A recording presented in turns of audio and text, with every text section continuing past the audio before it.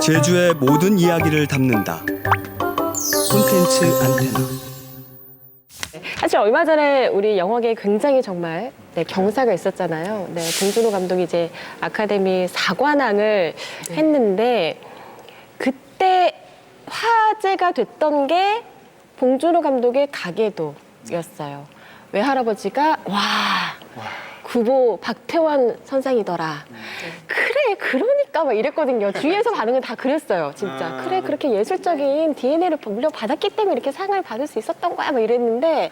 또 친가 쪽도 그 굉장히 저명하신 미대 교수님이세요. 디자인해가지고 하셨던 교수님. 그러니까 와, 봉준호는 뭐 외가 쪽에서 문학적 DNA와 또 미학적 DNA를 다 가지고 태어났어라고 사람들이 이야기를 하는데 어때요, 교수님? 이게 이 DNA가 정말 앞서서도 잠시 말씀드렸던 것처럼 사실 유전 정보라는 것이 DNA에 녹아져 있을 때, 저장되어 있을 때 그 정보가 어떤 것이냐는 큰 영향을 줍니다. 무시할 수 있는 건 아니에요. 그러니까 봉준호 감독님이 받은 것은 아버님으로부터 그 선조도 아마 그런 것들을 예술적인 아마 감각이 있었을 것으로 생각되는데요. 그런 정보 자체를 이제 준 것들은 영향이 있었을 겁니다. 영향은 없다, 0%라고는 할 수는 없고요. 영향이 분명히 있을 것인데 준 유전자가 잘 발현될 수 있는 토대가 아마 집안이라고 하는 환경, 그리고 자기가 이제 접하는 환경, 그리고 교육적인 환경, 그리고 또 사모님도 또 관련되는 계통에 또 근무를 하시잖아요.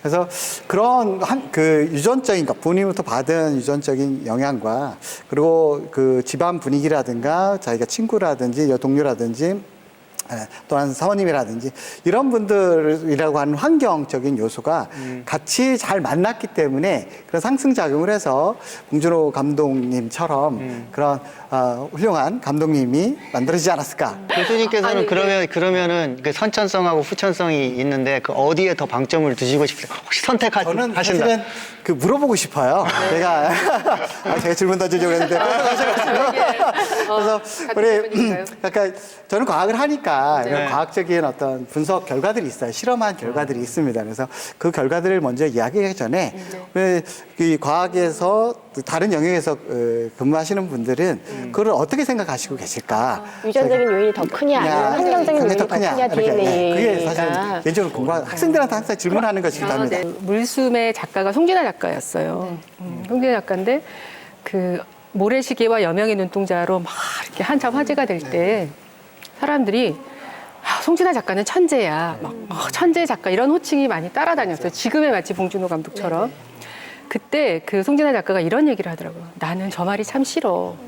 근데 저처럼 평범한 사람은 천재 소리 들으면 너무 기쁠 것 같고 막 뿌듯하고 혼자 뒤돌아서서 웃을 것 같은데 그게 싫다는 거예요. 그래서 왜 그러냐라고 물어봤더니 저것을 쓰기 위해서 내가 얼마나 많은 피와 노력을 흘리면서 얼마나 많은 밤을 새면서 그렇게 노력한 게 저 천재라는 말 속에 그냥 한꺼번에 묻혀버리는 것 같다. 그런 얘기를 들으면서 저는 굉장히 깨달음이 있었어요. 그래서 사실 봉준호 감독이 지금은 이렇게 됐지만 그 상업 영화 첫 데뷔작이 플란다스의 개라는 영화가 있는데 소위 우리말로 해서 물론 이제 영화를 흥행으로 작품성을 얘기하면 정말 안 되지만 폭망한 작품이거든요. 한 10만, 그러니까 한 10만 정도가 들었으니까 그러니까 투자. 재밌게 봤는데.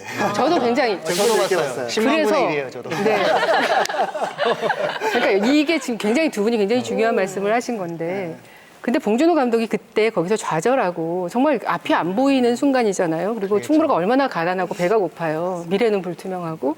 그런데 이런 관객분들과 일부의 그 평론가들이 아니야, 재능 있어. 이런 부분은 너무너무 좋은 것 같아. 뭐 이거 관객은 안 들었지만 이거 너 너무 좋아. 이런 거 지지와 격려 하나로 지금까지 버텨왔고 그 이후에 우리가 모르는 수많은 사실은 노력과 피눈물이 있었을 것이다. 두려움도 있었을 것이고.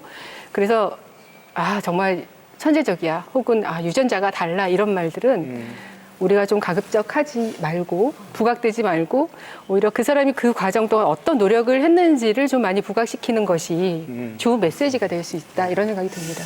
뭐 사자가 아무리 풀밖에 없는 환경에 산다고 풀을 먹고 살 수는 없잖아요. 그러니까 그런 이제 선천적인 타고난 게 분명히 있다는 얘기고 근데 어쩔 수 없이 환경과 이렇게 유전자로 나눈다면 저는 진짜 이거는 거의 반반이라는 생각이 들어요. 예. 유전자를 굉장히 이렇게 속단하시는 분들은 딱 이렇게 한마디로 딱 끝내더라고요.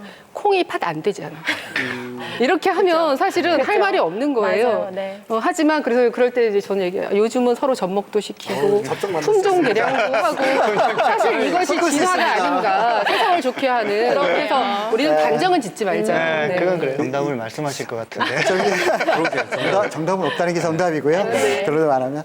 근데 이 유전이라는 현상이 밝혀지고 그것을 과학적으로 해석해 오면서 사실 과학을 오용한 사례들이 많이 있어요. 그처럼 그 가진 자들이 못 가진 자를 이렇게 핍박하는, 억압하는 수단을 썼다면 나는 가진 자고 나는 생존 경쟁이 뛰어난 사람이니까 너는 없는 사람. 노예제에 대한 합리성을 또 제공해 주기도 해요. 그게 봐라 자연 선택설을 봐라. 나는 우월한 유전자를 가지고 있으니까 너는 열등한 유전자를 가지고 있으니까 내가 널 지배할 수도 있는 거야.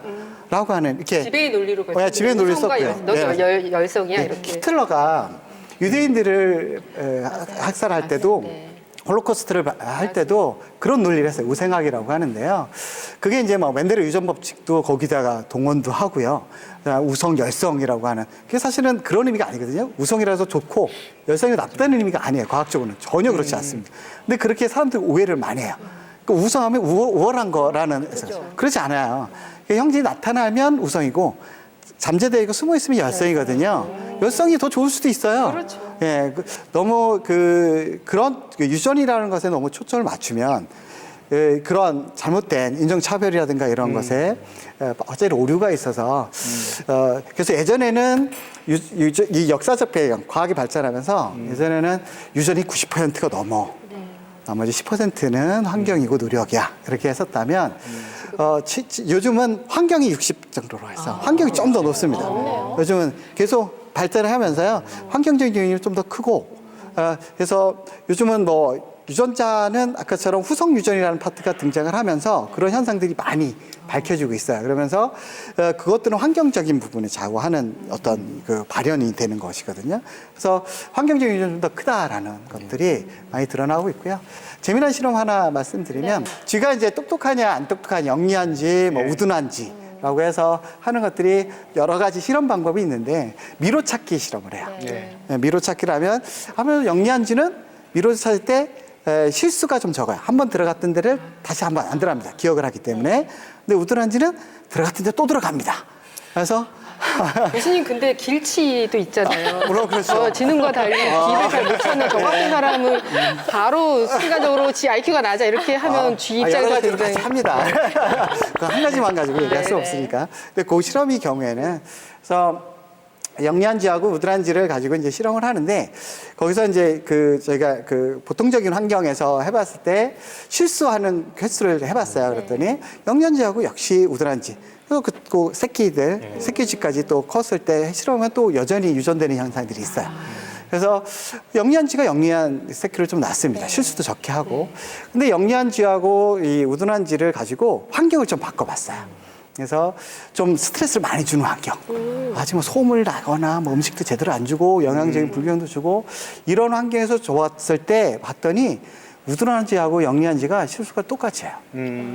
영리한 쥐가 그 실수를 적게 하지 않습니다. 거의 비슷하게 합니다. 그래서 환경을 또 좋게 줘봤어요. 뭐 모차르트 음악도 틀어주고 아주 좋은 운동할 수 있는 그런 환경도 만들어주고 뭐 이런 좋은 환경들을 만들어줬더니 그 영리한 쥐가 이 경우에 실수가 줄긴 줄어요. 근데 그게 별로 안 줄입니다. 그 데이터에서는 3회 정도가 밖에 안 줄어요. 그래서 통계적으로 보면 유의성이 별로 없습니다. 근데 우둔한 쥐의 경우는요, 좋은 환경을 주면 거의 영리한 쥐에 접근합니다. 따라가는 거죠. 그래서 얘는 영재예요. 영재쥐가 되는 겁니다. 그래서 그러니까 환경이 그만큼 같은 포유동물이거든요.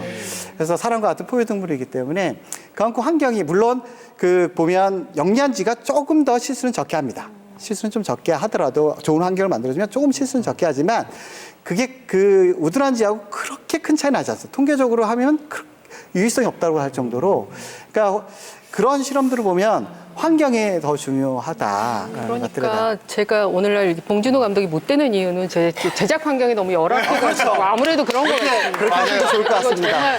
정말 누구 탓을 하나 했는데 제작 환경이 좋아서.